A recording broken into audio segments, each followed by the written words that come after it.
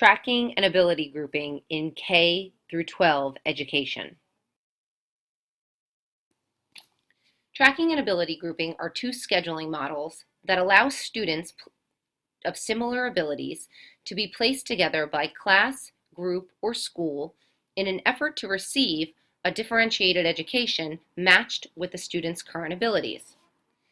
Often tracking and ability grouping in terminology are used synonymously, albeit incorrectly, to describe this process. In actuality, ability grouping is a gifted education placement strategy. Interestingly, although tracking and ability grouping is such a hotly debated topic, over 3/4 of the school districts in the United States still use some form of tracking and ability grouping to provide students with a more differentiated and individualized type of instruction. Tracking had its roots in the late 1800s when an influx of immigrants and minority children entered the public school system. In the mid-1800s, a couple of landmark court cases allowed for schools to segregate based on abilities. The goal of American schools partly came to be to educate and Americanize the undesirable masses. The advent of the IQ test by Alfred Binet in 1904 ramped up the support for tracking even further, as now school officials had something tangible and relatively scientific to base their tracking decisions on. The early 1900s was when tracking probably saw its most favorable response, with the advent of the IQ test and also the discovery that students were considered to have different innate abilities. Tracking was believed to be assurance that each student received equal opportunity to education in order to receive their fullest potential. Tracking was a way, in educators' and scientists' opinion, to achieve this.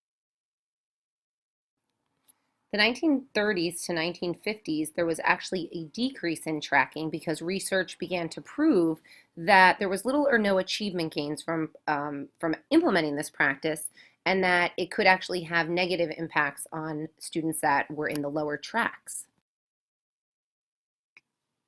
In the 1960s and 70s, the landmark case, Brown versus Board of Education, desegregated schools based on race. However, de facto segregation continued due to perceived and measured intelligence.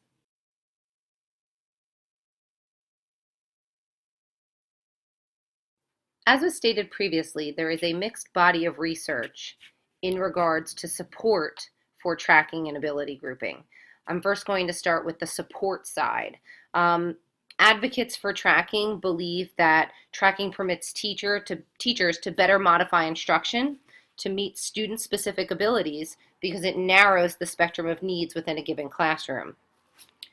Proponents of tracking also believe that it improves the self-esteem specifically of struggling learners because they have instruction targeted to their ability and students in the same classes with them who work at similar paces. Finally, research also demonstrates that high ability students stand to gain the most from tracking and ability grouping situations. This occurs when the curriculum is compacted and those students are provided with an accelerated curriculum, which leads to faster and greater achievement. There are also many opposing views on tracking and ability grouping. Opponents of tracking feel that tracking situations provide or produce a de facto or by default segregation, and they feel that it reinforces socioeconomic, ethnic, and racial divides that exist in society. Opponents of tracking also believe that there is a lower quality of education delivered because teachers dumb down the content in the lower tracks. Additionally, opponents of tracking feel that being placed in a lower track has a negative impact on student self-esteem because they identify with being in a slower or dumber, so to speak, group of learners. And research has proven that there are little gains on the whole from ability grouping other than in the higher tracks of gifted education. Let's take a look at some early court cases that have had an influence on tracking and ability grouping. Roberts versus the City of Boston is considered one of the first cases on tracking and inequality in education because of race-based tracking. Sarah Roberts had to walk past 5 white-only schools to get to her school, and her father, Benjamin Roberts, felt this was unfair, as his taxes went to these closer white schools. He sued the City of Boston, but his case was unsuccessful, as it was considered the school district had made special provisions for African American students by providing them with their own school. However, the teachers in this school were less educated and considered inferior to those in the white schools. Another influential case was that of Hobson versus Hanson in the 1960s. In the District of Columbia, students were assigned to one of 4 tracks and rarely had option for movement. Civil rights leader Julius Hobson sued Superintendent Carl Hansen because it was noticed that the majority of the lower track was made up of lower income and African American students. Circuit Judge Wright found that the test to place these students was biased, so students were actually being placed based on status rather than ability. And all this, though this was discriminatory, it was not the intent of the school district. This would be addressed in a later Supreme Court case, which ruled that the plaintiff must show intent of separation and favor among tracks of students. Now we'll learn about some of the key researchers in the tracking and ability grouping field. Perhaps one of the most well-known researchers in this field is Jeannie Oakes. One of her main goals in research is to show the inequality in tracking and to encourage the education and retention of urban teachers in order to provide a better education for urban students. She notes that teacher efficacy and education play a large role into which tracks teachers are placed in, which provides an unfair advantage to higher tracking students. She may be best known for her 1985 book, Keeping Track, How Schools Structure Inequality, which was named one of the 20th century's most influential education books. When asked why tracking remains so entrenched in schools, she feels that educators see students' ability as being fixed, and as educators, they are unable to change a student's capability.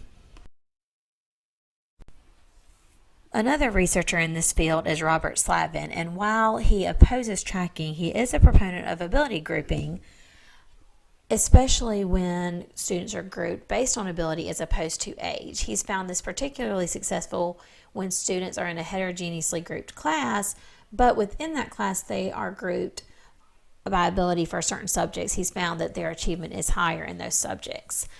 He used these principles to help found his program that he's probably best known for, Success for All.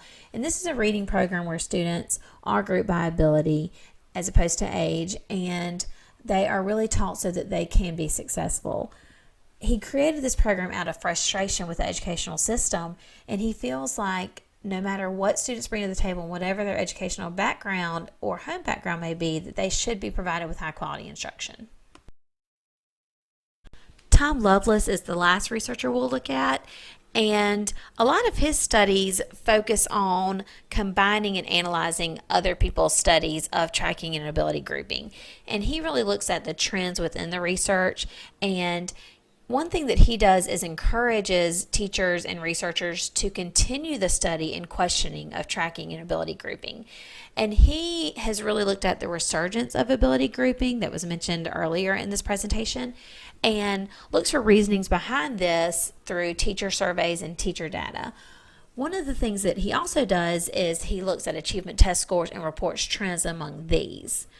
One thing that he notes about the resurgence of ability grouping is the need for new research questions, and not just asking, do we group or do we not group, but looking at new knowledge on the craft of teaching and how to guide teachers in improving their grouping practices, because he notices that right now at this point in education it's pretty inevitable that teachers are going to group. Tracking, or streaming as it's called in Europe, begins at various stages of education across the world. Tracking refers to students being sent to different schools or taking different sets of classes within the same school based on their ability. As you can see in the table, most countries wait until what we consider high school to start tracking, while some, such as Germany, begin as early as age 10. Before then, most countries send all students to a more comprehensive setting where they are all on the same path. The chart you see shows a general outline for German public schools. The level of difficulty increases as you move up and to the right. I chose Germany to focus on because it is so vastly different than the United States. In grades 1 through 4, all students are given the same curriculum. After 4th grade, they attend different schools based on ability, teacher recommendation, and family wishes. These schools are different tracks that students are put on around age 10. One level moves slowly and prepares the students for vocational type jobs. The next moves faster and prepares students to attend part-time vocational schools, similar to our community colleges. The final level prepares students for universities. Children are able to change tracks, but it is very rarely seen. Some states also have a comprehensive option where students can choose within the same building which track they will take. Tracking has vastly decreased in the United States. Our schools have moved towards offering the same options to all students or using ability grouping within classes to meet individual needs. Tracking in the United States no longer has vocational or college prep levels. Instead, if there's tracking at all, it is by subject.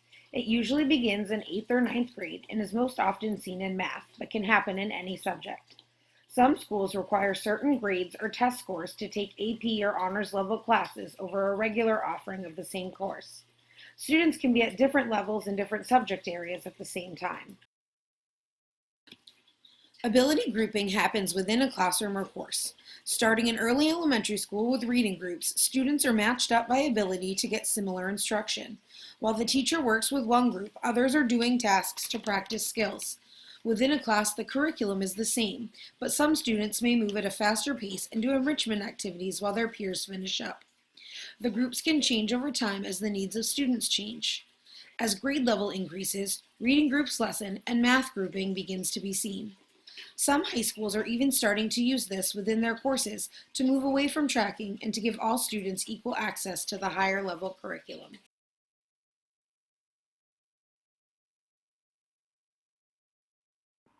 Our job as educators is to meet the diverse needs of individual students in our classrooms and our schools. A major part of this is to constantly assess students' needs to reconfigure what instruction looks like for each learner. Heterogeneous classrooms with flexible ability grouping to provide differentiated instruction can accomplish these goals. This provides each and every student the opportunity to reach their maximum potential in various curricular areas and spanning the social, emotional, and academic spectrum. My personal philosophy of curriculum is that it should be guided through inquiry and research and through the use of integrated lessons. I feel that by integrating math and literacy and content areas, you really open up the doors to pique students' interest and engage them. But these lessons and assessments must be meaningful and authentic to students for them to get the most out of them.